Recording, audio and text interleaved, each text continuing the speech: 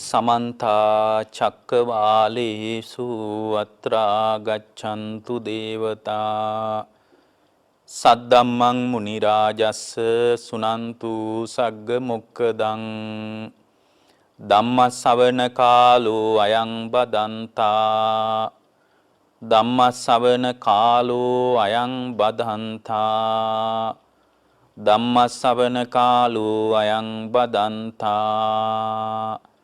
නමෝ තස්ස භගවතෝ අරහතෝ සම්මා සම්බුද්දස්ස නමෝ තස්ස භගවතෝ අරහතෝ සම්මා සම්බුද්දස්ස නමෝ තස්ස භගවතු අරහතෝ සම්මා සම්බුද්දස්ස යාව ජීවම් පිචේ භාලෝ පණ්ඩිතං පෛරුපාසති නසෝ ධම්මං විජානාති ධබ්බී සූප රසං යතාති. ඒ අපගේ ශාස්ත්‍රූ සම්මා සම්බුදුරජාණන් වහන්සේට අප හැම දිනාගේම নমස්කාරය වේවා. පින්වත්නි, ඔබේ ජීවිතයේ මේ ධර්මය ඔබට කොයිතරම් වටිනවද කියලා අපිට හරියට අදහසක් නැහැ. ඒ පුද්ගලයාගේ ජීවිතයේට ඒ විදිහට, ඒ කියන්නේ විවිධ විදිහට මේ ධර්මයේ වටිනාකම් තීරණය වෙන්න පුළුවන්. කෙනෙකුට මේ ධර්මයේ කියලා වටිනාකම් යෝජනා කරන්නේ ඔය වත් පිළිවෙත් ටිකට වෙන්න පුළුවන්. තවත් කෙනෙක් බුදුරජාණන් වහන්සේගේ සිද්ධිදාමයට වෙන්න පුළුවන්. ඒ කියන්නේ උන්වහන්සේ මානව හිතවාදී කෙනෙක්, උන්වහන්සේ ස්වභාව ධර්මයට ගරු කරපු කෙනෙක්. මෙන්න මේ වගේ උන්වහන්සේගේ අර ඊටාම හිතානුකම්පී පරිසර හිතකාමී බව, මානව හිතවාදී කමට ගරු කරන්න පුළුවන්. ඔය අතර බොහෝම සුළු පිරිසක් උන්වහන්සේ කියපු ඒ සුන්දර පණිවිඩය, හේතු ප්‍රත්‍යයන් නිසා ලෝකේ ඇති වෙන බවත්, හේතු නැතිවීමෙන් ලෝකේ නැති වෙලා යන බවත් තේරුම් අරගෙන තම තමන්ගේ ජීවිතේ නිවීමක් හදාගන්න කියපු ඒ ප්‍රායෝගික වැඩපිළිවෙල හුරු කරන්න කැමති ශ්‍රාවකයෙකුත් මේ දේශනාවට කන් දීලා ජීවිතේ හදාගන්න අදහසින් ඉන්නවා වෙන්නත් පුළුවන්. පින්වත්නි, මේ බුද්ධ ශාසනයේ මොන අවස්ථාවද කියලා අපිට තේරෙන්නේ නැහැ කියන්න. මේ අවස්ථාව අවසාන අවස්ථාව වෙන්නත් පුළුවන්. ධර්මයේ මතුවෙලා දැන් මේ කාලේ ඊටාම හොඳින් ධර්මයේ මතුවෙලා තියෙනවානේ. මේ ධර්මයේ මතුවෙච්ච අවස්ථාව ඊටාම දුර්ලභ. මේ වගේ අවස්ථාවකයි නොෙන්නත් පුළුවන් පින්නත්. ඉර බහිනකොටනේ ගොඩාක් සුන්දර අහස දිහා බලනකොට මොහොත අයිනට ගිහින් අහස දිහා බලනකොට හරි සුන්දරයිනේ අහස එදාට පින්වත්නි. ඉර බහින වෙලාවට අහසේ හරිම රම්‍ය බවක්, චමත්කාර බවක්, මේ අහසේ කවදාවත් දකින්න නොලැබෙන විසිතුරු බවක් තියෙන්න පුළුවන්. ඔය ආදරය කරන අය එහෙම, විශේෂයෙන්ම ඔය තරුණියෝ නව යෞවන වියටපත් වෙච්ච අය, විවාහ වෙච්ච අය, විවාහ වෙලා දරුවෝ ඉන්න අය, දරුවෝ ඉඳලා විතරන්නේ මේ හවසට වයසට ගිය අය පවා මුහුද අයිනට ගිහින් මුහුද දිහා බලාගෙන කල්පනා කරන්න කැමති. මුහුදේ අවසාන වෙලාවේ ඒ ඉර බැහැගෙන යන සන්ධ්‍යාවේ සුන්දරත්වයේ බලනවට කමක් නැහැ. ඒකට බුදුදහමේ විරෝධයක්, අකමැත්තක් නැහැ. හැබැයි ඔබ හොඳට මතක තියාගන්න, ඒ සුන්දර යාමේ අවසන් වෙනවත් එක්කම ඊට පස්සේ උදා වෙන්නේ අඳුර පින්වත්නි. ඉර බහින වෙලාවේ සුන්දරත්වයේ විතරක් බල ඉන්න එපා.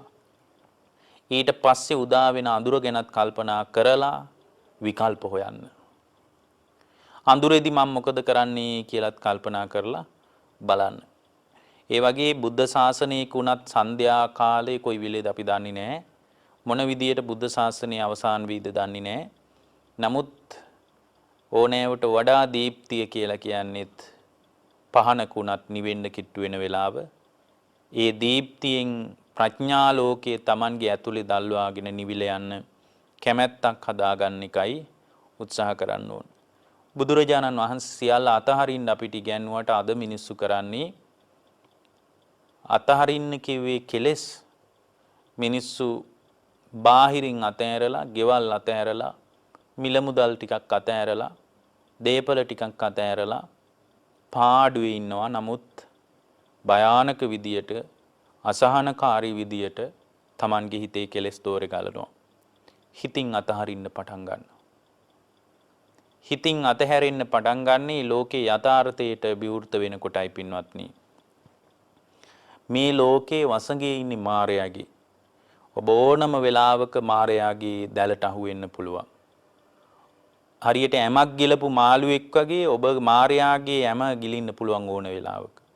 බ්‍රහ්ම ලෝකේවත් මායාවෙන් නිදහස් වෙච්ච තැනක් නෙමෙයි. අර එක වෙලාවක මේ බක කියලා බ්‍රහ්මීකුට හිතුණලු මේ බ්‍රහ්ම ලෝකේ හරි හොඳ තැනක් නේ. බ්‍රහ්ම ලෝකේ සදාතනික තැනක්, ස්ථීර තැනක්. මොකද බ්‍රහ්මයන්ට එහෙම හිතෙනවා ඇත්තේ දිග ආයුෂයක් නේ තියෙන්නේ. සම්පූර්ණයෙන්ම චුත නොවන ස්වභාවයෙන් තමයි මේ බ්‍රහ්ම ලෝකේ තියෙන්නේ. මේ බ්‍රහ්ම ලෝකේ දිරීමක් නැහැ, දුකක් නැහැ. එතකොට මේ බ්‍රහ්ම ලෝකේ ස්ථාවර එකක් කියන දකින්නකොට ඒ බුදුරජාණන් වහන්සේ දා ඒ බ්‍රහ්ම ලෝකේ පෙනී ඉඳලා කිව්වලු මේ පින්වත් බ්‍රහ්මය ඔබට විපරීත දෘෂ්ටියක් ඇවිල්ලා තියෙන්නේ. ඔබ බ්‍රහ්ම ලෝකේ සදාකාලිකයි සැපයි සනීපයි ස්ථීර එකක් කියලා හිතුවට බ්‍රහ්ම ලෝකේ ස්ථීර එකක් නෙමෙයි. ඔබ ඔය විපරීත දෘෂ්ටියක් මුලා වෙච්ච දෘෂ්ටියකටයි වැටිලා ඉන්නේ කියලා ඒ බුදුරජාණන් වහන්සේ බඹලෝවේදී ඔහොම කතාවක් කිව්වලු. එහෙම කියනකොට පින්වත්නි එක බ්‍රහ්මීකුට මාර්යා ආවේශ වුණාලු. එක බ්‍රහ්මීකුට මාර්යා ආවේශ වෙලා කිව්වලු අනේ මේ ශ්‍රමණයන් වහන්සේ ඔබ වහන්සේගේ වැඩක් බලාගන්න අපි බඹලෝ ගැන අපි දන්නවා. ඔබ වහන්සේගේ වැඩක් බලාගෙන ඉන්න මේ අපේ මහා බ්‍රහ්මයාට තමයි අපි හිසනම මේ බක කියන බ්‍රහ්මයාට තමයි අපි ඔළුව නමාන ඉන්නේ. අපේ මේ ප්‍රධානියා හිතන දේ අපිට විශ්වාසයි. ඔබ වහන්සේ මේ මනුස්ස ලෝකයේ තියෙන වැඩක් බලනවා. ඒ කාට හරි බණ ටිකක් කියාගෙන තමන්ගේ පිරිසට බණ ටිකක් කියනින්ට මෙහි ඒවා අපි විසඳ ගන්නම් කිව්වලු. ඒ වෙලාවේ නැවත කියද්දී බුදුරජාණන් වහන්සේ බ්‍රහ්මය ඔබ නම් විපරීත දෘෂ්ටියකට ඇවිල්ලා තියෙන්නේ. බඹලෝ වනාහි ස්ථීර එකක් නෙමෙයි. බඹලෝවත් අනිත්‍ය වෙලා යන එකක්, දිගායුෂයක් තියෙන බව හැබෑව. සදාකාලික නෑ, පරිපූර්ණ නෑ, ස්ථීර නෑ, දිරන්නේ නෑ කියලා ඔබ හිතුවට ඔක දිරනවා, විනාශ වෙනවා කියලා කියද්දී ආයෙත් අර බ්‍රහ්මයාට වෙන බ්‍රහ්මීකුට මාර්යා ආවේශ වුණාලු. වෙන බ්‍රහ්මීකුට මාර්යා ආවේශ වෙලා කිව්වලු ස්වාමීනි ශ්‍රමණයන් වහන්සේ ඔබ වහන්සේ අවබෝධයටපත් වෙලාද ඔය කියන්නේ? ඔව් මං අවබෝධයටපත් වෙලයි මම මේ කියන්නේ. අවබෝධයටපත් වුණා නම් ඔබ වහන්සේ ඔය තරම් නටන්නේ දඟලන්නේ මොකද බණ කියන්නේ? අවබෝධයටපත් වුණා නම් ඔබ වහන්සේගේ වැඩක් බලාගෙන පාඩුවේ ඉන්න. ඔබ වහන්සේ කරන දෙයක් කරගෙන පාඩුවේ තියෙන දෙයක් කරගෙන වෙන දෙයක් බලාගෙන ඔබ වහන්සේගේ වැඩක් කරගෙන ඉන්න. අවබෝධයටපත් වෙච්ච කෙනෙක් ඔය විදියට කියා දඟලන්න ඕනේ නැහැ කියනවා. ඔය විදියට කියන එකේ තේරුම මොකක්ද කියලා අහනවා. ඒ නිසා මේ ශ්‍රමණයන් වහන්සේ ඔබ වහන්සේ Tamanගේ ගෝලියොන්ට බණ කියාගෙන ඉන්න මිහි වැඩ බලන් දෙපා. මිහි අපේ ප්‍රධානියා තමයි මේ බක කියන බ්‍රහ්මයා කියලා කිව්වලු. ඔක තියෙන බ්‍රහ්ම නිමන්ත්‍රණික සූත්‍රය කියලා දිග දේශනාවක් තියෙනවා. ඒකේ ওই කාරණේ තියෙනවා. දැන් මම මේ කියන්න උත්සාහ කළේ බලන්න. ඒ කියන්නේ බඹලොව ගියත් පින්වත්නි මාර්යාගේ ග්‍රහණයෙන් මිදිලා නැහැ. ඒතර බඹලොව කියන්නේ අධිපතිභාවය අතර ප්‍රධානියානි මාර්යා. අපි කොහොමත් මාර්යාගේ හැම වලට අහු වෙනවා. අපි කොහොමත් මාර්යාගේ ගුලි වලට අහු වෙනවා. කොහොමත් මාර්යාගේ තොණ්ඩුවට අහු වෙනවා. මේ ධර්මය අවබෝධ නොවුනොත් අපි මාර වසඟයෙන් නිදහස් වෙලා නැහැ පින්වත්නි. ඉතින් ඔබගේ ජීවිතේ වඩාත් සුවපත් කරගන්න පුළුවන්. ඔබ මොනතරම් කැළඹි හිටියත්, ඔබ පිරිහි හිටියත්, අතීත ජීවිතේ මොන අඩුපාඩු ඔබට තිබුණත් පින්වත්නි, ඔබගේ ජීවිතේ මේ ධර්මයේ තුලින් නැගී හිටිනවත් එක්කම සුවපත් වෙන්න පටන් ගන්නවා. ජීවිතේ වැරදිච්ච මිනිස්සු මට හම්බෙලා තියෙනවා. කඩා වැටිච්ච මිනිස්සු, කට ඇරියොත් නැත්තම් මහා අසත්පුරුෂ කතාවක් කියන මිනිස්සු මම දැකලා තියෙනවා. ඉතින් එකතුණු ගමන් තවත් කෙනෙක් අවුස්සන, තවත් කෙනෙක් ප්‍රකෝප කරන, තවත් කෙනෙක්ගේ හිත කලබල දාන විදියට තමයි කතා කරන්නේ. නමුත් මම දැකලා තියෙනවා මේ ධර්මය අහලා ධර්මයට ආවට පස්සේ පුදුම නිවීමක්, පුදුම සුවපත් වීමක්. එයාව සුවපත් කරලා දැන් මේ ධර්මයේ පින්වත්නි. මේ ධර්මයේ ඉන්න කෙනෙක් මොහොතින් මොහොත විරාමී සුවපත් වෙන්න ඕන පින්වත්නි. එතකොට මේ සුවපත් නොවෙනවා නම් ඒකෙන් කියවෙන්නේ අනිත් පණිවිඩේ තමයි යා ධර්මයේ නෑ කියලා.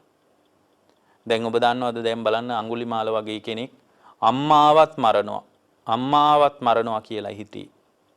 දැන් නම් කවුරු ආවත් මරනවා කියලා ඉද්දි. ඒ කියන්නේ තමන්ගේ අම්මාවත් බෙල්ල කපන්න බලාගෙන හිටපු මිනිස්සෙක් ඒ භාග්‍යවතුන් වහන්සේගේ සොඳුරු දහම් පරියාය ඉදිරියේ සුවපත් වේවා කියන්ට හිත හැදුවේ ධර්මයේනේ. අම්මා ආවත් මරන්න බලාගෙන හිටිය කෙනෙක් සුවපත් වේවා කියන තැනට හිත හදලා දුන්නේ ධර්මයේ පින්වත්නි. එතකොට මේ ධර්මයේ තියෙන ආශ්චර්යය එකයි. ධර්මයේ තියෙන ආනුභාවය එකයි පින්වත්නි. මේ ඔබට මං කරුණාවෙන් කියන්නේ මේ ධර්මය ඕනම වෙලාවක යට යන්න පුළුවන්. කියන්නේ වැහිලා යන්න පුළුවන්. වැහෙන්න දෙන්නේ නැතුව පරිස්සම් කරගන්න. ඒතර ධර්මයේ වැහෙන තැන් ගැන ආවරණ සූත්‍රයේදී බුදුරජාණන් වහන්සේ මතක් කරනවා. කියන්නේ ධර්මයට ජීවිතේ පූජා කරගෙන ඉන්න කෙනෙක් වුණත් හැමදාම පෙහෙවස් සමාදන් වෙන කෙනෙක් වුණත් බණක් භාවනාවක් කරන කෙනෙක් වුණත් පින්වත්නි ආවරණීය වෙන්න පුළුවන්. වැහිලා යන්න පුළුවන්.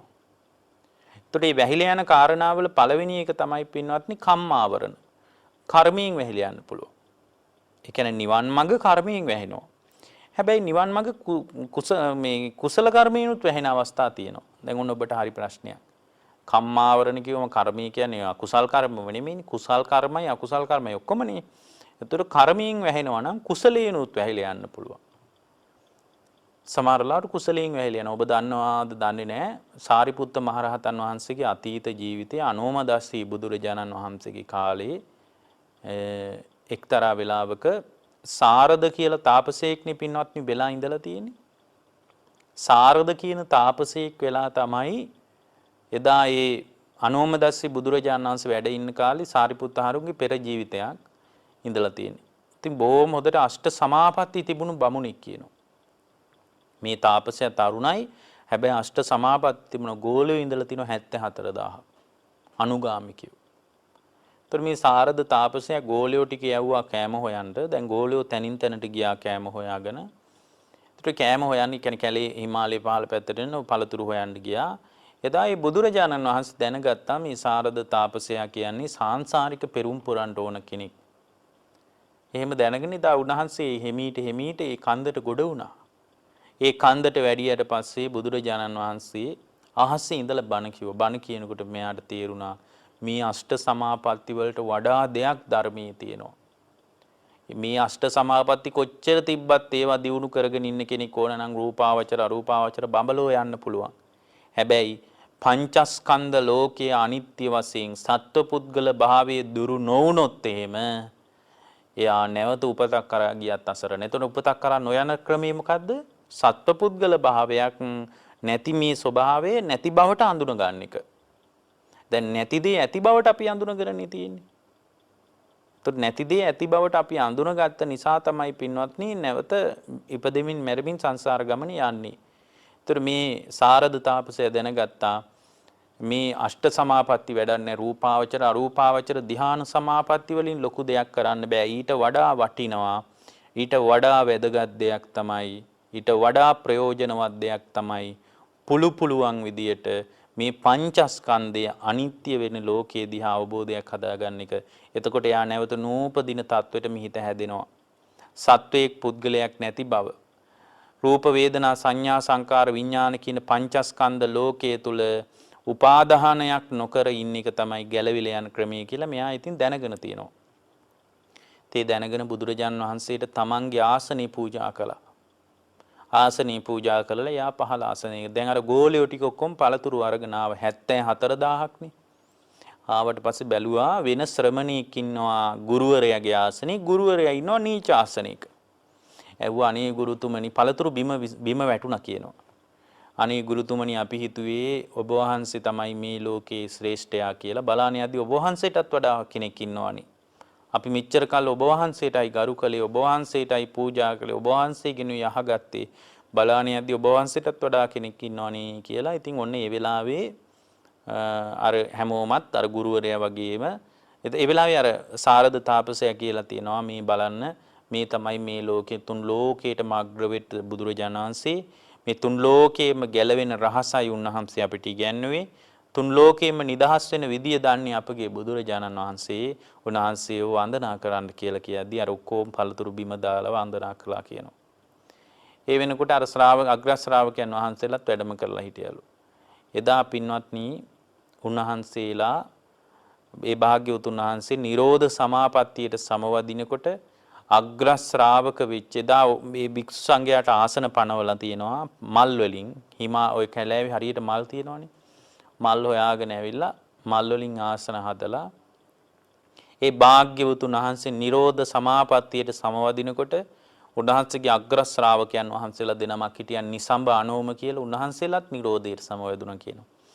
අනේ අපේ අග්‍ර ශ්‍රාවකයන් වහන්සේලාත් නිරෝධයට සමවැදුණා නේද කියලා වටේට හිටපු අනෙක් රහතන් වහන්සේලාත් නිරෝධයට සමවැදුණා කියනවා. උන්වහන්සේගේ සියලු සංඝ සන්නිපාතේ නිරෝධයට සමවදිනකොට අර එතන හිටපු සාරද තාපසයා ගෝලයන්ට කියනවා 74000කට අනේ පුතේ ඉක්මනින් මල් ගෙනිල්ලා මල් ගෙනල්ලා අපි මේ බුදුරජාණන් වහන්සේට මල් වලින් කුඩ හදමු කියලා ලස්සනට මුතු කුඩ වගේ මල් වලින් කුඩ හදලා දවස් 7ක් එක දිගට නිරෝධයෙන් වැඩ හිටිය බුද්ධ ප්‍රමුඛ සංඝයාට කුඩ දල්වගෙන හිටියා කියනවා. ඉවර වුණාම එදා අන්තිමටම බණ කියලා තියෙන්නේ නිසඹ කියන මහරහතන් වහන්සේ අග්‍රත් ශ්‍රාවක පළවෙනි ශ්‍රාවකයන් වහන්සේ. බණ කියනකොට අනේ මෙච්චර දහම් කතාවක් දන්න මෙච්චර සුන්දර ධර්මයක් දන්න මේ අග්‍ර ශ්‍රාවකයන් වහන්සේ කවුද? එදා අහනකොට අනෝමදස්සි බුදුරජාණන් වහන්සේ කියලා තිනවා මේ තමයි පළවෙනි ශ්‍රාවකයා. ධර්මයේ සෙන්පතියා තමයි මේ නිසඹ කියන්නේ. එදා තමයි අදහස් කරගත්තේ මට නම් මේ පුදාපු දාණයෙන් පුදාපු මල් වලින් මල් අසුන් පැනවීමෙන් මල් කුඩ දැල්වීමෙන් මේ කිසිම දෙයකින් රැස්වුණු විපාකයෙන් දිව්‍ය ලෝකේ යන්නවත් මනුස්ස ලෝකේන්ටවත් රූපයක් හම්බ වෙන්නවත් සැපයක් හම්බ වෙන්නවත් මොකක්වත් එපා එකම දෙයයි බුදු සසුනක පළවෙනි ශ්‍රාවකයා වෙන්න ලැබෙනවා නම් ඇති කියලා එදා අදහස් කරා කියනවා. 74000කට එදා බුදුරජාණන් වහන්සේ බණ කියනකොට ගෝලයෝ 74000ම රහත් වුණා කියනවා. හැබැයි සාරද කියන තවුසාන්ට ධර්මය අවබෝධ වුණේ අන්න බලන්න. ගෝලයෝ 74000ම රහත් වුණා. සාරද තාපසයාට බැරි වුණා. හේතුව එදා ඒත් කර්මයෙන් වැහිලා ගියා. කම්මාවරණ කිව්වේ කුසලයෙන් වැහිලා ගියා. කියන්නේ අකුසලේනුත් ඇහෙන්න පුළුවන් කුසලයේ හේතුව තමයි එදා බුදුරජාණන් වහන්සේ නියත විවරණයක් දුන්නා අනාගතයේ ඔක්කාක රාජවංශයේ ශාක්‍ය ගෝත්‍රී ගෞතම නමින් බුදු වෙන ඒ භාග්‍යවතුන් වහන්සේගේ පළවෙනි ශ්‍රාවක විදියට සාරී බැමිණියගේ පුත්‍රයා විදියට උපතිස්ස නමින් ඉපදිලා සාරිපුත්ත නමින් අග්‍ර ශ්‍රාවක වූ පළවෙනි ශ්‍රාවක වූ ප්‍රඥාවන්ත භික්ෂුන් වහන්සේලා වශයෙන් අගතැන්පත් ලබන්නේ මේ සාරද තවුසා කියලා එදා නියත විවරණයක් දුන්නා. දැන් බලන්න කුසලේනුත් නිවන වැහිලා ගියා අකුසලේනුත් වැහිලා යනවා. අද නම් ඉතින් ආයේ කුසලයෙන් වැහිල්ලක් නැහැ. අකුසලයෙන් වැහෙන්නේ. කම්මාවරණ. ඒතර කම්මාවරණ කියලා කියන්නේ පින්වත්නි සමහර මෙතන කම්මාවරණ කිව්වේ බෝලාට ඔය ආනන්තරේ පාප කර්ම වලින් වැහෙන්න පුළුවන්. ඒතර ඔබට ආනන්තරේ පාප කර්මයක් වෙලා නැත්නම් පින්වත්නි උත්සාහ කරන්න වීරිය කරන්න ඒකාන්ත වශයෙන් මේ ධර්මයේ තුල යම් තාක් හරි ස්ථාවර වෙන්න පුළුවන් වෙයි. තවත් වෙලාවක තියෙනවා කිලේශාවරණ. කෙලෙස් වලින් වැහිලා යනවා. රාග දේශ මොහ මදමාන මකුබව ගුණමකුකම බද්ධ වෛරී දැඩි මානසික උපක්ලේශ ඇති වෙනකොට පින්වත්නි මේ උපක්ලේශත් නිවන වහලා දානවා. බලවත් විදියට රාගයෙන් ද්වේෂයෙන් මෝහයෙන් පීඩා විඳ විඳා නිවන් අවබෝධ කරනවා කියලා එකක් නැහැ. ඒවට කියන්නේ කිලේශාවරණ. කෙලෙස් වලින් වැහිලා යනවා.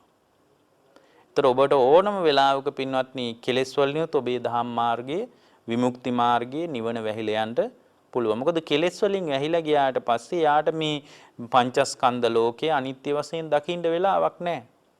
එයාට මේ භාවනා කර්මස්ථානයක් කරන්න වෙලාවක් නැහැ. පින්වත්නි කෙලෙස් වලින් වැහිලා ගියොත් නිවන නෙමෙයි පිරිතකවත් බල පිහිටන්නේ නැහැ කියනවා. බුදුරජාණන් වහන්සේ මතක් කරනවා පිරිතේ බල පිහිටන්න නම් කෙලෙස් වලින් වැහිච්ච නැති තැනක් තියෙන්න ඕන කියනවා. කිලේශාවරණ. කෙලෙස් වලින් ආවරණීය වෙච්ච තැනක කොච්චර පිරිත් කිව්වත් යා දෙන්නේ නැහැ. අද සමාජයේට දැන් මොකක් හරි ප්‍රශ්නයක් වෙනකොට මිනිසුන්ට මතක් වෙන්නේ පිරිත් ටිකනේ. ඒක කිසි වරදක් නැහැ. පිරිත් කියන එක විශාල යහපතක් තමයි. ඒකෙන් ඔබට විශාල රැකවරණයක් යහපතක් තියෙනවා තමයි. හැබැයි බරපතල ප්‍රශ්නේ තමයි අද විශාල සමාජයක් කෙලෙස් වලින් ලෙඩ වෙලා ඉවරයි. ඒතර ඔබ දක්ෂ වෙන්න ඕන කිලේශාවරණ. කෙලෙස් වලින් වැහෙන්න දෙන්නේ නැතුව හිත රැක ගන්න ඔබ දක්ෂ වෙන්න ඕන. ඊළඟ කාරණේ තමයි පින්වත්නි විපාකාවරණ. විපාකේනුත් වැහිලා යන්න පුළුවන්. ඒතර කර්ම විපාක දැන් සමහර ලාවට මේ ගත කරන ජීවිතේ විපාකයක් නිසා වැහෙන්න පුළුවන්. දැන් සමහර ලාවට ඔබ දැන් බුදුරජාණන් වහන්සේගේ පිළිසරණ ඊටාම ස්වල්ප පිරිසකට තමයි ලැබෙන්නේ. ඒතර බුදුරජාණන් වහන්සේගේ පිළිසරණ ස්වල්ප පිරිසකට ලැබුණාට ඉතින් ඊට වඩා සැප විඳින බොහොම සැප සහිත ජීවිත තියෙන්න පුළුවන්. සැප පහසු ජීවිත හොඳට කාලා බීලා සැප පහසු ජීවිතයක් ගෙවාගෙන ඉන්න මිනිස්සු ඕන තරම් පින්වත්නි ඉන්න පුළුවන්. එතකොට මේ සැප පහසු ජීවිතයක් ගෙවන ශ්‍රාවකයෙකුට අතිශය සැප පහසු ජීවිතයක් ගෙවන මිනිස්සෙකුට ඒ සැප පහසු ජීවිතය නිසාත් සමහර වෙලාවට ධර්ම මාර්ගයේ යට යන අවස්ථා තියෙනවා. සමහර අවස්ථා තියෙනවා. ඒ කියන්නේ සැප පහසු අයට ධර්මය අල්ලන්න බෑ කියලා නෙමෙයි. ඔය ගොඩාක් නිරාගමික ආගම් නැතුව උපදින අයටත් ඒ වගේම තමයි වෙනත් අන්‍ය ආගම් වල උපදින්නත් ඔය ගොඩාක් වෙලාවට බලපෑවේ මිත්‍යා දෘෂ්ටිය. ඒතර මිත්‍යා දෘෂ්ටිය වගේ දේවල් වල ඉඳිමින් හොඳට දන් දීලා සිල් රැකලා ඒ කියන්නේ දන් දීලා පින් කර හිටපු අය හැබැයි දෘෂ්ටිය මිත්‍යා දෘෂ්ටිකයි.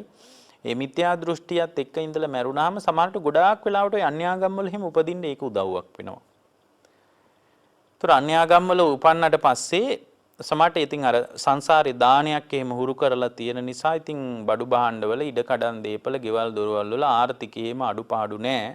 නමුත් බොහෝ වෙලාවට මිත්‍යා දෘෂ්ටික වෙන්න ඒක බලපාන්න ඒ මිත්‍යා දෘෂ්ටිකත්වයේ ඒකට බලපාන්න පුළුවන්. විපාකයෙන් වැහිලා යනවා කියන්නේ දැන් මේ මොහොතේ යම් කෙනෙක් විඳවනෝ නම් විඳවන්නේ පුරාණ කර්ම විපාකයකටනේ.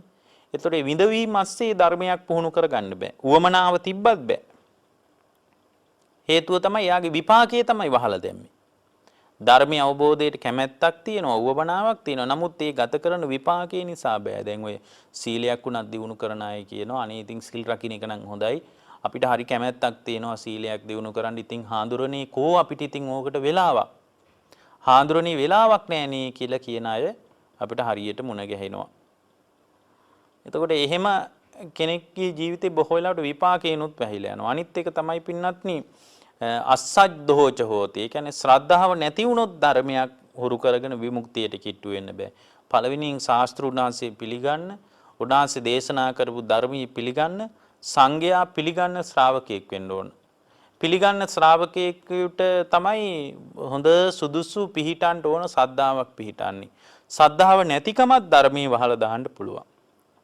සද්ධාව නැති වුණොත් තර්ක විතර්ක මතවාද විතරයි ඉතුරු වෙන්නේ. ඒ වගේම තවත් කාරණයක් තමයි අච්ඡන්දිකෝච. අච්ඡන්දකෝච කියලා කියන්නේ පින්වත්නි බලවත් කැමැත්තක් නැතිකම.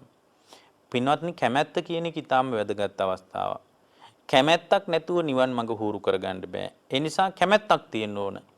කැමැත්තක් තියෙන ශ්‍රාවකයෙකුට දැන් බලන්න මුල් කාරණා තුන කර්මයටත් සම්බන්ධයි සාංශාරිකව සම්බන්ධයි. මොනවාද? කම්මාවරණ, කිලේශාවරණ, විපාකාවරණ. එතකොට ඒකත් යට කරගෙන දැන් මේ කාරණා මෙහෙදි හදා ගන්න ඕනේ. මෙහෙදි හදා ගන්න කියන්නේ සද්ධාව කියන්නේ මේ මොහොතේ හදා ගන්න ඕන දෙයක්.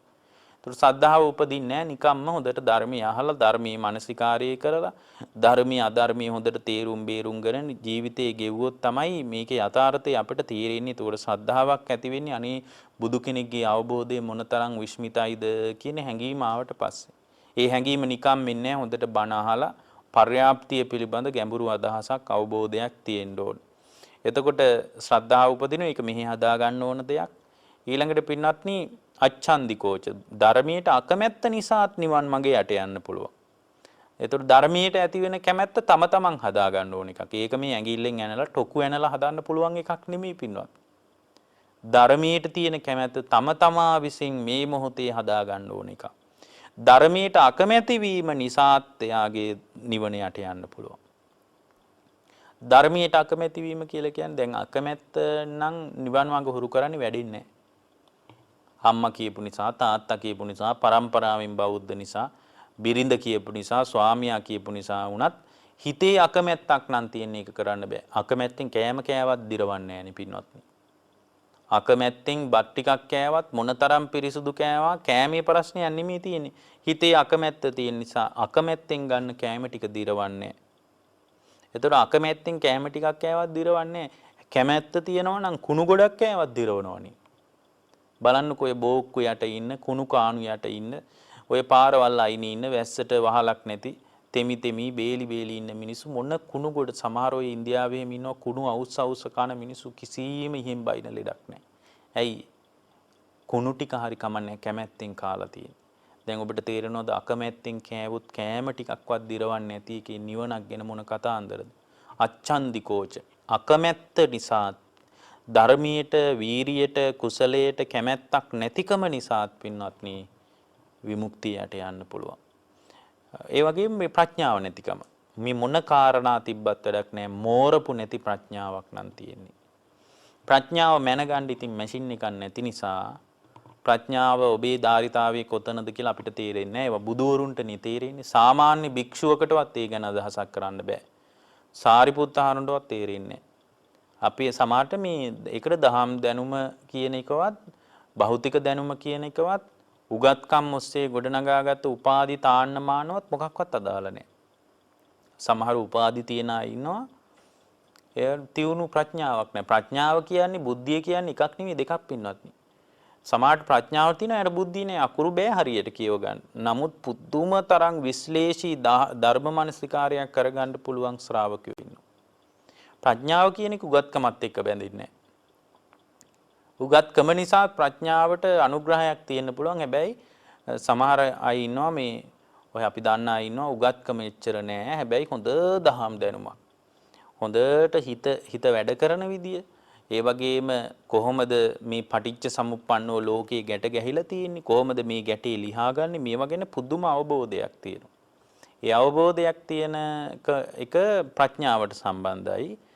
බාහිර මේ අපි කතා කරන දැනුම් පරාසය බුද්ධියත් එක්කයි බැඳින්නේ. ඒතර බුද්ධිය තියෙන කෙනෙක් ඉන්න පුළුවන් ප්‍රඥාව නැති. වෛද්‍යවරයෙක් ඉන්න පුළුවන් ප්‍රඥාව නැහැ. ඉංජිනේරුවෝ ඉන්න පුළුවන් ප්‍රඥාව නැහැ. නීතිඥ මහත්තුරු ප්‍රඥාව නැහැ. ගුරුවරු විවිධ වෘත්තිකයෝ ඉන්න පුළුවන්. විශ්වවිද්‍යාල මහාචාර්යවරු ඉන්න පුළුවන් ප්‍රඥාව නැහැ. හැබැයි මේ එහෙම ජීවිතේ ගැට ගහ ගන්න කෑම ටිකත් බොහොම අමාරුවෙන් හොයාගන්න කුඹුරු වැඩ කරන කෙනෙක් ඉන්න පුළුවන් ප්‍රඥාව තියෙන. අපි දන්න සමහර අය ඉන්නවා වෛද්‍යවරයෙකුට ඉංජිනේරුවෙකුට පවා ධර්ම මාර්ගය හරියටම කියලා දෙන්න පුළුවන් අය ඉන්නවා. හේතුව තමයි හොඳට ප්‍රඥාව තියෙන. ඒ කියන්නේ ප්‍රඥාව නැතිකම නිසා ධර්ම මාර්ගයේ වැහෙන්න පුළුවන්. ඒතකොට අපි ඉස්සෙල්ලාම කරන්න ඕන දේ තමයි කර්මයෙන් හෝ කම්මාවරණයෙන් හෝ කිලේශාවරණයෙන් හෝ විපාකාවරණයෙන් හෝ ශ්‍රද්ධා රහිතකමින් හෝ අච්ඡන්දිකෝච තමන්ගේ ඇතිවෙච්ච බලවත් අකමැත්තෙන් හෝ ඒ කියන්නේ කැමැත්තක් නැතිකමින් හෝ ප්‍රඥාව නැතිකමින් හෝ මේ ධර්ම මාර්ගයේ නිවන් මාර්ගයේ යට වෙන්න නොදී පරිස්සම් කරගන්න එක. එතකොට මේ පරිස්සම් කරගෙන එතනින් එහාට යා කරන්න ඕන දේ තමයි මේ කාරණා වලින් වැහෙන්න නොදී තමන් පරිස්සම් කරගන්න ගමන් තමයි. කියන්නේ සද්ධාවට පිරිහෙන්න නොදී දැන් කෙනෙක් ඉන්න පුළුවන්. මේ අපි නම් භාවනා විතරයි කරන්නේ. භාවනාවෙන් තමයි මේ වැඩේ කරගන්න පුළුවන්. ඔය කියන සද්ධාවෙන් අපිට වැඩකුත් නැහැ. බුද්ධ පූජා වලින් වැඩකුත් නැහැ. මල් පූජා කරලා වැඩකුත් නැහැ. අපි කොච්චර මල් පූජා කරාද? අහවල කොච්චර මල් පූජා කළාද? ඔය පූජා කරන පූජාවන් වල හැටියට නිවෙන්න එපායි. අපි භාවනා විතරයි කරන්නේ කියලා එක තැනක හිර වෙන්න එපා. ඒක ඊට වඩා දෘෂ්ටියක්. ඒක ඊට වඩා සංස්කාර ගොඩකට තමයි යා වැටෙන්නේ පින්වත්නි. හේතුව තමයි ඒ සද්ධාව නැතිකම නිසා නිවන වැහිලා යන්න පුළුවන් කියලා අපගේ බුදුරජාණන් වහන්සේ ආවරණ සූත්‍රයේදී කියලා තියෙනවානේ. ඒ නිසා මේ වත්පිළිවෙත් කරන එක, මල් පූජා කරන එක, පහන් පූජා කරන එක, සුවඳ කූරු පූජා කරන එක, පැන් වීදුරු මේවට ගරහන්න එපා. ඇයි සද්ධාවත් අවශ්‍යයි මේකට. එතකොට මොකද පළවෙනියෙන් යා නිවන් මඟ පූර්ණී කරගන්නවා නම් ඒ නිවන් මඟ සුරක්ෂිත කරගන්න එපායි. සුරක්ෂිත නොවුණු මඟක කොහොමද පින්වත්නි යන්නේ ඉස්සරහට? ඒ නිසා ඉස්සල්ලාම සුරක්ෂිත කරගෙන Tamanගේ ජීවිතේ හේතුඵල සහිතව විමසා බලන්න පටන් ගන්න. මේ අත්දකින්න හැම සිද්ධියක් තුළම ඇති වෙමින් නැති වෙමින් යන මේ පංචස්කන්ධ ලෝකයේ පිළිබඳ යථාර්ථ අවබෝධයටපත් වෙන්න පින්වත්නි. ඒ අවබෝධය තමයි පින්වත්නි ඔබව සුරක්ෂිත කරන්නේ. එතකොට ඔබව නවතින්න පටන් ගන්නවා. එතකොට ඔබට පුළුවන් නවතිනවා කියන්නේ දැන් මේක හරි අමුතු තර්කයක් නේ සංසාරය කියන්නේ. එතකොට සංසාරේ අම්මයි තාත්තයි කියලා කියන්නේ පින්වත්නි අවිද්‍යාවයි තණ්හාවයි. එතකොට අවිද්‍යාව බිඳ ගන්නට කැමති තණ්හාව බිඳ ගන්නට කැමති කෙනෙක් අවිද්‍යාවයි තණ්හාවයි කියන්නේ සංසාරේ හදාපු අම්මයි තාත්තයි වගේ නම් මේ ගමන නතර කරලා දාන ශ්‍රාවකයෙක්ගේ නවතින විදිය, නිවෙන විදිය, සිතුවිලි වල ධාරිතාවයේ අඩු වෙන විදිය බුදුරජාණන් වහන්සේ අපිට උගන්වලා තියෙනවා. එතකොට මේ නවතින ක්‍රමය එයා නවතිනකොට නැවතුනාම දිනනවා. 아무තු තරගයක් මේක. නැවතුණු දැන් ලෝකයේ වෙන තරඟවල තියෙන මේ දැන් දුවන තරගයක් පිටණියක දුවන එකක් නම් වේගයෙන්ම දුවන මිනිහනේ දිනන්නේ. ඒතර වේගෙන් දුවන පළවෙනි දෙවෙනි තුන්වෙනි ඔය විදිහට තෝරන්න පුළුවන් නේ. ඒතර වේගෙන්ම දිව්වොත් තමයි තරගේ ජය. අනේ මේ සංසාරයේ නැමැති මේ පිටණියේ දුවන මේ තරගේ නම් නවතින තරමට තමයි ජයග්‍රහණය හම්බ වෙන්නේ. පුදුමේ කියන්නේ නවතින ඕනම මිනිහෙකුට ජයග්‍රහණය හම්බ වෙනවා. අරකේ පළවෙනියයි දෙවෙනියයි තුන්වෙනියයි විතරනේ. මේක නවතින ඕන කෙනෙකුට මේ නවතින ඕනම කෙනෙකුට ජයග්‍රහණය හදාගන්න පුළුවන්. එතකොට නවතින එක තමන් වගේ බලා ගන්න ඕන. එතකොට නවතිනවා කියලා කියන්නේ දැන් නවතින විදියට බුදුරජාණන් වහන්සේ අපිට ධර්මයේ කියලා දුන්නා. එතකොට අතීතයට හිත ගෙනියන්නෙත් නැහැ, අනාගතයට හිත ගෙනියන්නෙත් නැහැ, වර්තමානයේ තුල ඉන්නවා. අන්තිමටම වර්තමානයත් අත්හැරලා දානවා. බලන්න අතීතයේ තුල ඉන්නෙත් නැහැ, අනාගතයේ තුල ඉන්නෙත් නැහැ. ඒ දෙක ඉස්සෙල්ලා අතහැරලා දාලා වර්තමානින වර්තමානයේ අන්තිමටම අතහැරලා දානවා. දැන් උකට හරි ලස්සන කාරණයක් තියෙනවනේ අර උග්ගසේන කියලා සිටුවරයෙක් හිටියලු. දැන් මම කියන්නේ ඊටාම හොඳ ධර්ම කාරණයක්. මේ විදිහට ජීවිතේ දිහා බලන්න එතකොට තමන්ව නිවෙන්න පටන් ගන්නවා. කැළඹි යන හිත සුවපත් වෙන්න පටන් ගන්නවා. දැන් උග්ගසේන කියන සිටුවරයා විශාල ධනයක් තිබුණු ආර්ථික ශක්තියක් තිබුණු බොහොම කඩවසම් තරුණයෙක් උග්ගසේන කියන්නේ. ඉතින් මේ උග්ගසේන දවසක් සර්කස් කණ්ඩායමක් සර්කස් සංදර්ශනයක් බලන්න ගියා. සර්කස් සංදර්ශනේ බලන්න ගිහින් උග්ගසේන බලා ඉන්නකොට හරි ලස්සන කෙල්ලෙක් හරිම හැඩකාර අවුරුදු 16ක් 17ක් විතර වෙච්ච කෙල්ලෙක් මේ සර්කස් පෙන්නනවා දැක්කා. ඒ සර්කස් කණ්ඩායමේ හිටියා බොහොම ලස්සන කෙල්ලෙක්. මේ කෙල්ල දිහා මිනිස්සු හරි පුදුම උද්‍යෝගයෙන් වමනාවෙන් බලනවා මේ කෙල්ල හරීම හොඳට සර්කස් පෙන්නනවා. ඒතර මේ සර්කස් පෙන්නන කණ්ඩායම 500ක් විතර ලොකු සර්කස් කණ්ඩායමක්. ඔබ දැකලා ඇතිනේ ওই සර්කස් පෙන්නන කණ්ඩායම. එතකොට මේ ගෑනු ළමයා ගැන මේ උග්ගසේන කියන ධනවත් තරුණයාට හරීම කැමැත්තක් ඇති වුණා. ඒ කැමැත්තට දෙවෙනි දවසෙත් ගියා බලාගෙන හිටියා හරි ලස්සනයි.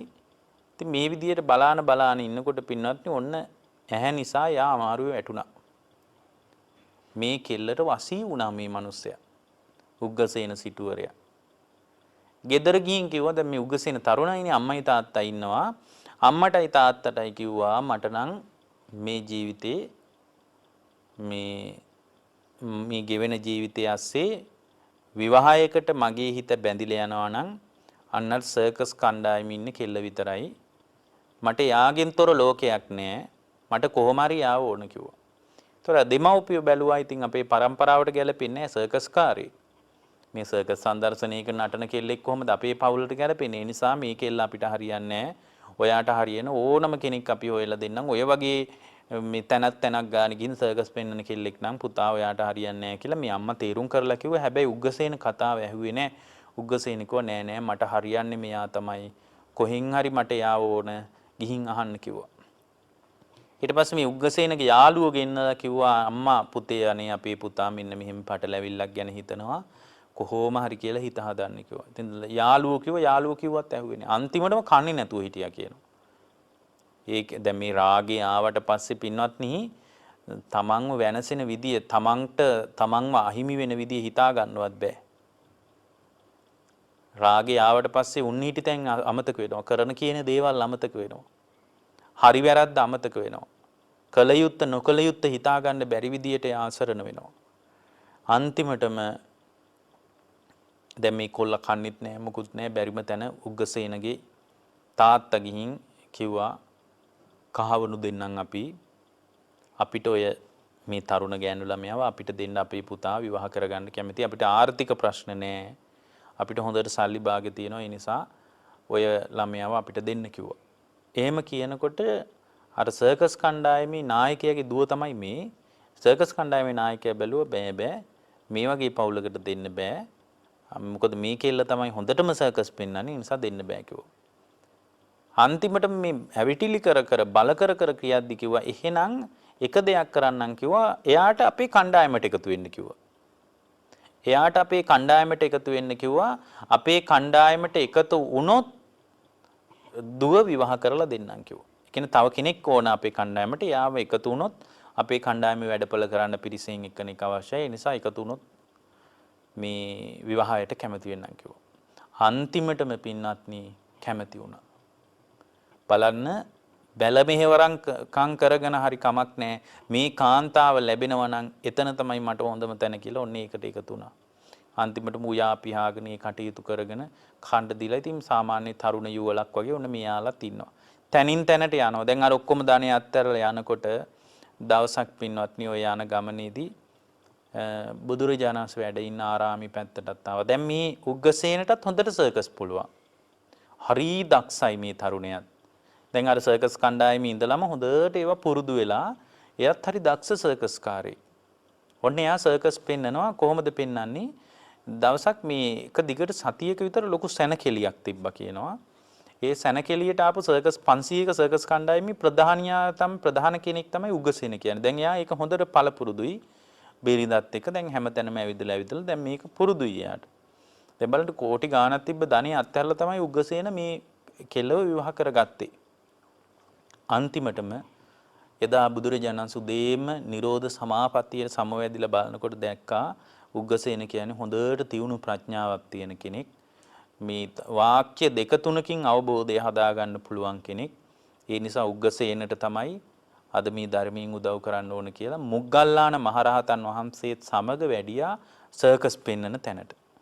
බලන්න බුදුරජාණන් වහන්සේ සර්කස් පෙන්නන තැනක මිනිස්සු විශාල පිරිසක් ඉන්නවා. බුදුරජාණන් වහන්සේත් එතනටම ගියා.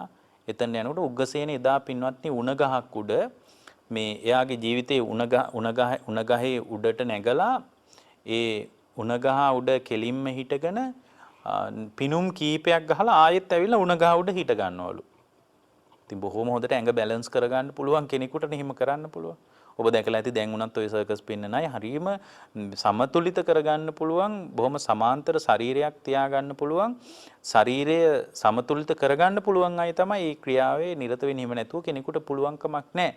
ඇත්තටම සංසාරයෙන් එතර වෙනවා කියන්නේ සර්කස් කාරයෙක්ගේ වැඩක් වගේ තමයි. ඔබ දැකලා ඇති අර දිග ජස්ටියක් අරගෙන ඒ වයර් එකක් වගේ එකක් දිගේ ඒ ජස්ටිය හරි ගානට බැලන්ස් කරගෙන සමතුලිත කරගෙන වයර් එකක් උඩ ඇවිදින මිනිස්සු ඔබ දැකලා ඇති ටීවී එකේ හරි ඉන්ටර්නෙට් එකේ හරි දැකලා ඇති. ඒ වගේ තමයි පින්වත්නි හොඳට සිහිය උපදවාගෙන සංසාරේ නැමැති රැහැනින් බොහොම පරිස්සමට තමයි සංසාරයෙන් ගොඩ වෙන්න තියෙන්නේ.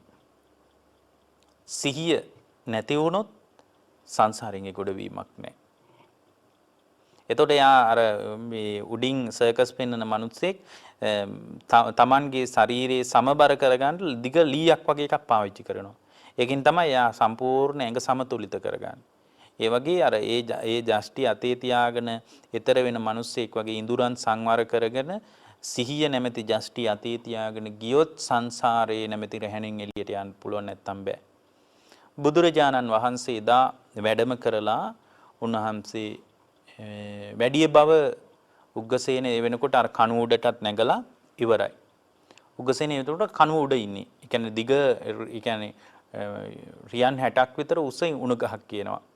ඒ උණගහ උඩ යා පිනුමක් ගහලා ආයෙත් සමතුලිතවම උණගහ උඩ හිට ගන්නවා එක කකුලකින්. ඉතින් යා උණගහට නැගලා උණගහ උඩ ඉන්නකොට මිනිස්සු සාදුකාර දෙනකොට හිමීට බිම බැලුවා බලනකොට බුදුරජාණන් වහන්සේ. එහෙනම් අද ඉතින් සර්කස් පෙන්ලා ඉවරයි. දැන් මේ ශ්‍රමණ ගෞතමයන් වහන්සේ ඇවිල්ලා අපි මොකද කරන්න කියලා මෙයා ඉක්මනින් බහින්න ලෑස්ති වෙනකොට බුදුරජාණන් වහන්සේ මොග්ගල්ලාන මහරහතන් වහන්සේට කියලා තිනවා මොග්ගල්ලාන අර තරුණ උග්ගසේනට කියන්න බහින්න එපා සර්කස් පෙන්වන්න කියලා.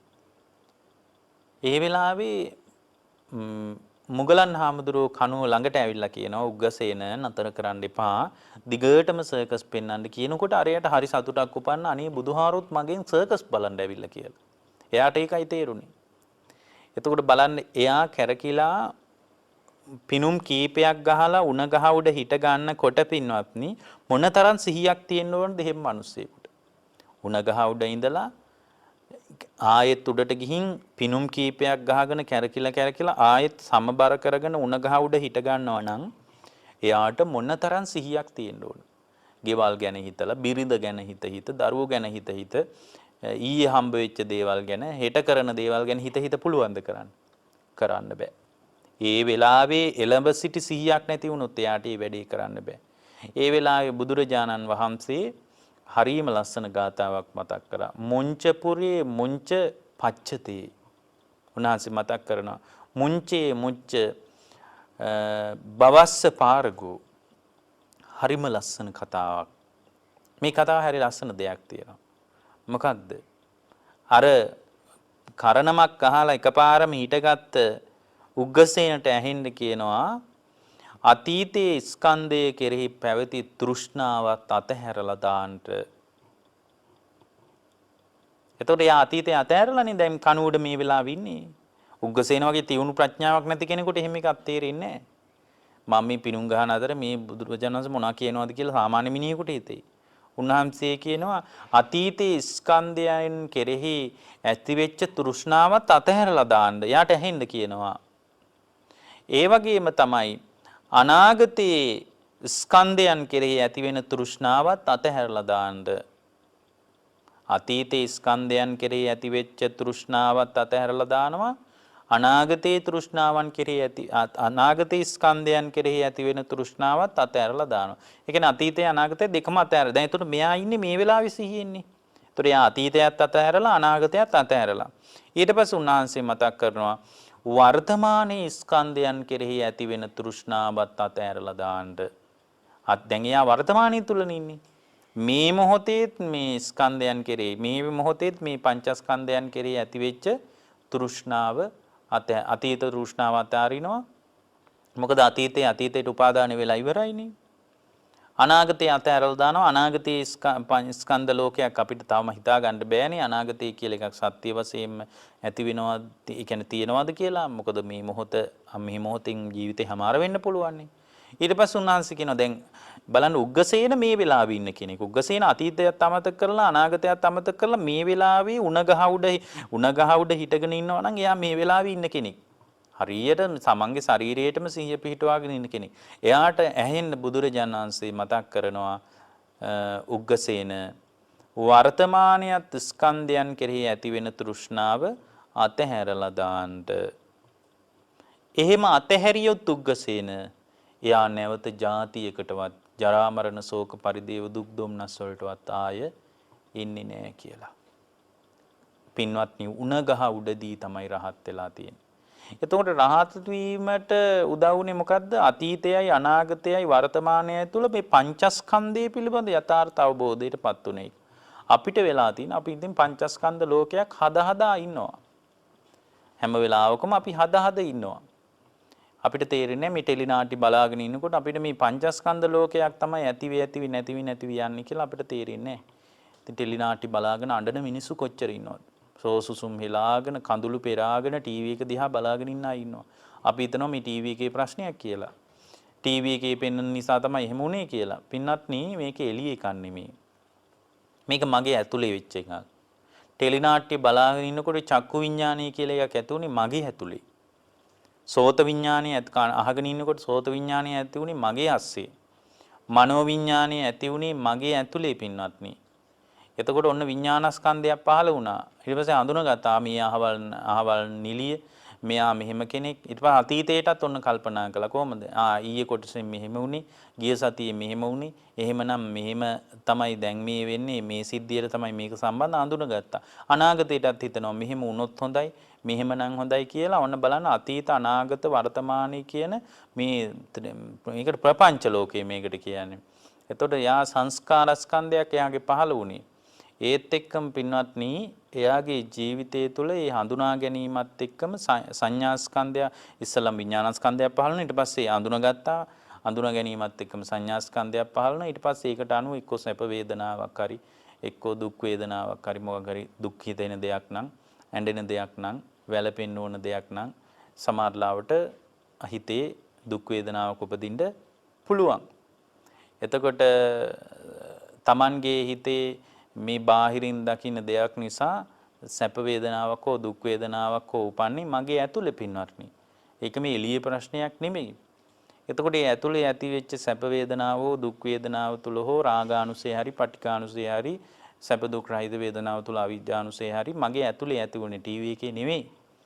එතකොට ටීවී එකේ එකක් කියලා අපි හිතාගෙන හිටියට ඊට පස්සේ ඊට අනුව පින්වත්නි Tamanගේ ඇතුලේ චිත්තචෛතසික ධර්ම ටිකක් පහළ වුණා. චිත්තචෛතසික ධර්ම ටිකක් පහළ වුණා කියන්නේ සංස්කාරස්කන්ධේ ඊට අනුව රූප ධර්මයන්ගේ වෙනස් වීමක් වුණා. සමහරට බාහිර රූප දිහා බලාගෙන ඉන්නකොට Tamanගේ අභ්‍යන්තරේ රූපස්කන්ධේ ඒ කියන්නේ නාම ධර්මයන් ඇසුරෙන් රූප ධර්මයන්ගේ වෙනස් වීම එනකොට චිත්තජ රූප පහළ වෙනකොට සමහරට ටීවී එක දිහා බලා ඉන්නකොට කෙනෙක්ගේ හෝමෝන ක්‍රියාකාරීත්වයට පවා වෙනස්කම් ඇති වෙන්න පුළුවන්. ලේ ධාතුවට පවා වෙනස්කම් ඇති වෙන්න පුළුවන්. සමහර සිත් දැක්කහම රුධිර සංසරණ වේගය වැඩි වෙන්න පුළුවන්. හෘද ස්පන්දන වේගය වැඩි වෙන්න පුළුවන්. අන්න බලන්න නාම ධර්මයෙන් නැසුණු රූප ධර්මයක් වෙනස් වුණා. ඒක මේ එළිය එකක් නෙමෙයි. මගේ ඇතුලේ තමයි පංචස්කන්ධ ලෝකයක් ඇති වුණේ. දැන් බලන්න බුදුරජාණන් වහන්සේ උග්ගසේනට කියපු කතාව. උග්ගසේන අතීතයේ ස්කන්ධ ලෝකයේ පිළිබඳ ඇති තෘෂ්ණාව අතහරින්නට. ඒතකොට යා අතහැරලා ඉන්නේ අතීත ලෝකේ ඔක්කොම අතහැරලා යා මේ වෙලාවේ ඉන්නේ යට හොඳට තේරෙන්න ඇති කතාව. ඒ වගේම උග්ගසේන වර්තමාන අනාගතයටත් ඇති වෙන ස්කන්ධයන් පිළිබඳ ඇති වෙන තෘෂ්ණාව, ඒ කියන්නේ මම මගේ කියලා අල්ල ගන්න දෘෂ්ටිය අතහැරලා දාන්න. ඒතකොට අපි එක්ක අනාගතයට ප්‍රපංච ලෝකයක් හදනවනේ පින්වත්නි. ඒතකොට අනාගතයට මම කියන ස්වභාවය සැලසුම් කරනවා. ඒතකොට මම කියලා කොහොමද පින්වත්නි මේකට පනවන්නේ? සත්ව පුද්ගලයෙක් කොහොමද මේකට පනවන්නේ? මේක හුදු සංඛාර පිටක් නේ පින්වත්නි. ඒකයි උනාස් කියන්නේ අනාගතයටත් මේ ස්කන්ධ ලෝකයන් පිළිබඳ තෘෂ්ණාවෙන් තෙත් කරන එක නතර කරලා දාන්න. ඒ වගේම තමයි දැන් ඔය එයා අතීතය අනාගතය අත්හැරලා ඉන්නකොට වර්තමානයේ එයා එක තනි උණ ගහක් උඩ රියන් 60ක් උඩ කණුවක ඉන්නවා නම් එයා මේ උණ ගහ ගැනම සිහිය පිහිටවාගෙන ඉන්නේ. ඒතර උන්වහන්සේ මතක් කරන උග්ගසේන වර්තමානයේ තුලත් ස්කන්ධයන් කෙරෙහි පවතින තෘෂ්ණාව අත්හැරලා දාන්න. අර හේතු සහිතව බලනකොට තමයි මේක තේරෙන්නේ. හේතු සහිතව බලනකොට උන්වහන්සේ මතක් කරනවා එහෙම අතහැරලා දාපු කෙනෙක් උග්ගසේන ආයේ ජාතියකටවත් ජරා මරණ ශෝක පරිදේව දුක් දුම්නස් වලටවත් ඉන්නේ නැහැ කියලා උන්වහන්සේ මතක් කරනවා. එහෙම මතක් කරනකොට පින්වත්නි උණගහ උඩ ඉඳලා රහත් වෙලා තියෙනවා. රහත් වෙනවා නම් ස්කන්ධ ලෝකයේ ගැන යථා අවබෝධයටපත් වෙන්න. ස්කන්ධ ලෝකයේ යථා අවබෝධයටපත් වෙනකොට අතීතයේත් මම කියලා කෙනෙක් නැහැ. අනාගතයටත් මම කියලා කෙනෙක් කොහොමද ඉන්නේ? දැනුත් මම කියලා කෙනෙක් නැත්තම්. මේක සංකාර පිනක් නම් මගේ වසඟේ තියාගන්න බැරි නම් මේකේ තියෙන්නේ පඨවි ආපෝ තේජෝ වායෝ නම් එළියේ තියෙන්නේ පඨවි ආපෝ තේජෝ වායෝ නම් එළියේ තියෙන පඨවි ආපෝ තේජෝ වායෝ වලින් හැදිච්ච එළියේ තියෙන ආහාර වලින්ම නම් මගේ ඇඟ මෙච්චර කල් පෝෂණය වුනේ. එළියේ තියෙන කෑම නිසා නම් මගේ ඇඟ මෙච්චර කල් වැඩුණේ. එහෙමනම් දැනුත් මොකක්වත් නැහැ. මේකේ තියෙන්නේ සංස්කාර ගුලියක් විතරයි කියලා හේතු සහිතව මේ පංචස්කන්ධ ලෝකය දැනගත්තම එයා ඒ පංචස්කන්ධ ලෝකේ පංච උපාදානස්කන්ධයක් හදන්නේ නැතුව සදාකාලිකවම නිවිල යනවා. එතකොට මේ නිවිල යන්න කලින් එයා නිවන වහගන්න නැතුව ආවරණීය වෙන්න නොදී කර්මෙන් හෝ කෙලෙසයන්ගින් හෝ විපාකයන්ගින් හෝ සද්ධාව නැතිකමින් හෝ උත්සාහය වීරිය නැතිකමින් හෝ ප්‍රඥාව නැතිකමින් හෝ මේ ආවරණීය වෙන්න නොදී ඉස්සලා පාර හදාගෙන සිහිනුවණින් කල්පනා කරන්න. ස්ථීරව මේ ධර්මයේ තුල හිතන ඉලක්කේ අරහත්ත්වයට නොඋනත් යම්තාක් දුරට හරි හිතේ නිකලෙස් බවක් හදාගන්න, කෙලෙස් අඩු බවක් හදාගන්න, සුවපත් වීමක් හදාගන්න ඔබට පුළුවන් වෙයි. ඔබ හැම දිනාටම ජීවිත අවබෝධය, යථාර්ථ අවබෝධය පිණිස මේ